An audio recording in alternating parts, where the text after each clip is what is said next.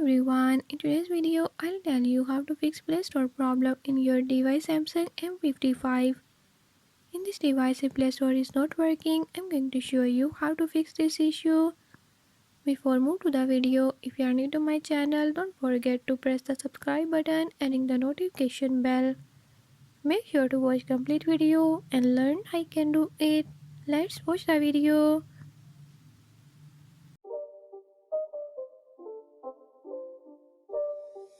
It's not a game, it's a rich thing.